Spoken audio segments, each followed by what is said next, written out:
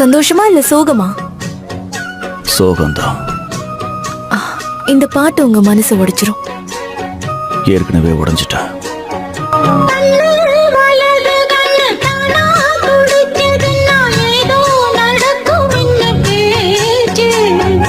மானா குறையும் இன்னும் மாசு படியும் இன்னும் வீணா கதை முடிஞ்சு போச்சு. ஈசான மூலையில லேசான பள்ளி சத்தம் மாமே பேர சொல்லி பேசுது. ஆறாத சோகந்தன்ன தீராம சேர்த்து வச்சு ஊரும் சேர்ந்து என்ன ஏசுது.